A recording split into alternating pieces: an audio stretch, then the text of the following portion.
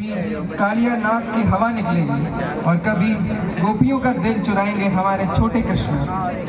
तो जोरदार तालियों से स्वागत कीजिए एक रोमांच से भरपूर भक्ति भावक से सजा हुआ श्री कृष्ण जीवन गाथा पर आधारित स्किट परफॉर्मेंस।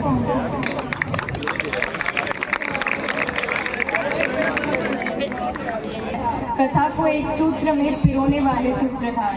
आज हम आपको एक ऐसी कथा सुनाने जा रहे हैं जो न किसी राजा की है और न ही किसी राज परिवार की, बल्कि ये कहानी है मथुरा के कैद खाने में जन्मे, वृंदावन के गौशाला में बड़े हुए, द्वारका के सम्राट और अर्जुन के रथ के सारथी, वृंदावन के 8वें अवतार भगवान श्री कृष्ण की।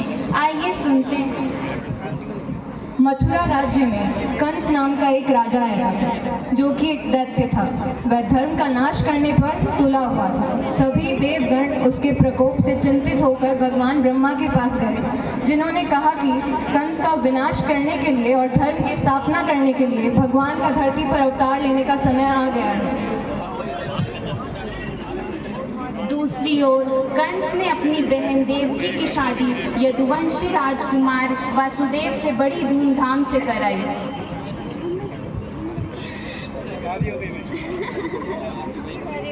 यार म्यूजिक होना चाहिए था यार।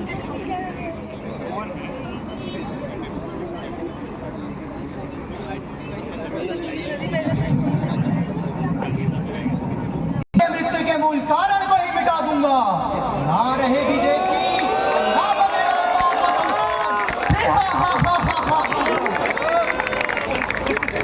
इसे मत मारिए, आप हमारी संतान ले लीजिएगा।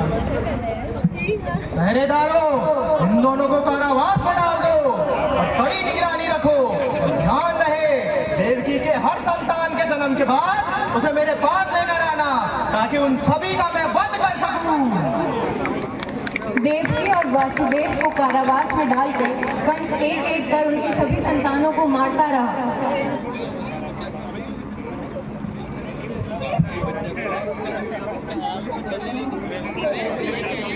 इतना बड़ा संतान ये कोना में क्यों घुस रहे हैं?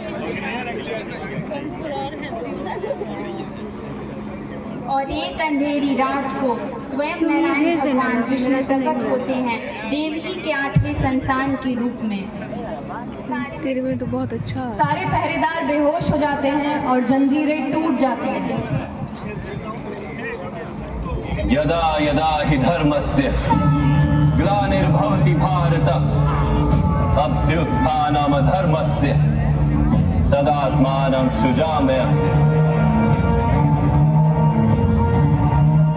परित्राणाय साधूनां विनाशाय च दुष्कृतां धर्म संस्थापनार्थाय संभवामि युगे युगे। देवी देखो, जंजीरें टूट गई, द्वार खुल गए।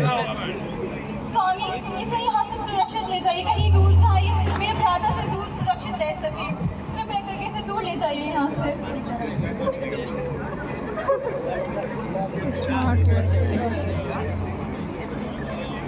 तो वासु टोकरी में जगदीश को सर पर उठाए स्वयं भगवान विष्णु को प्रकट देखकर यमुना उनके चरण स्पर्श के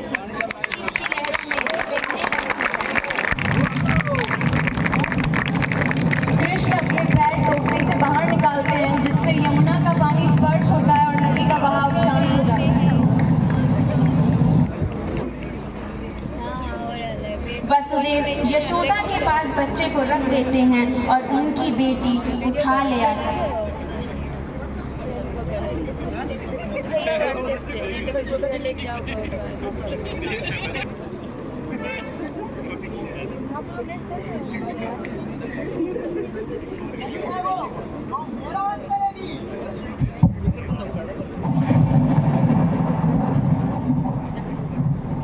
ऐ मूर्खंस, ऐ परम मूर्खंस, तुम्हारा अंत करने वाला जो जन्म हो चुका है वो गोकुल में सुरक्षित है।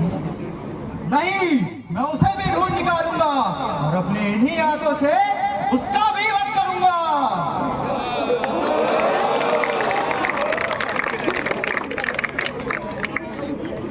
ये लोग मज़े लेने नहीं छोड़ेंगे, कुछ भी हो जाए। ये लोग मज़ा लेने नहीं छोड़ेंगे, चाहे कुछ भी हो जाए।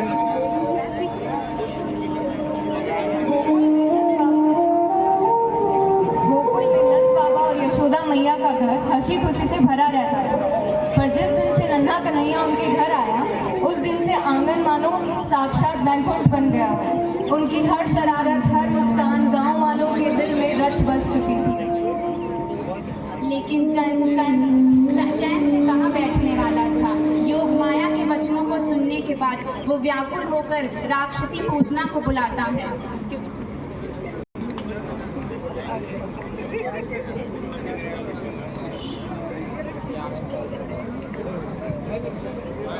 ये लोग क्लियर ही नहीं है। कंस को जब ये पता चला कि उसका वध करने वाली दिव्य शक्ति गोकुल में सुरक्षित है, तो वो बहुत ज़्यादा व्याकुल हो गया और उसने अलग अलग तरकीबें लगाना चालू कर दी।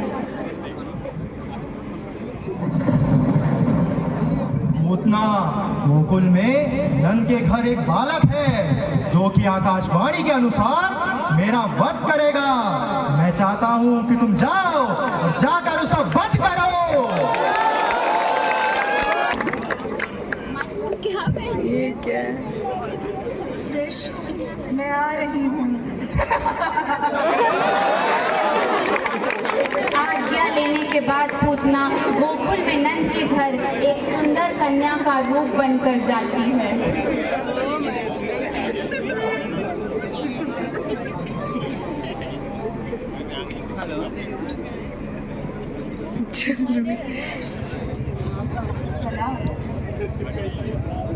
प्रणाम। मेरे पति द्वारका के श्रेष्ठ परम उन्होंने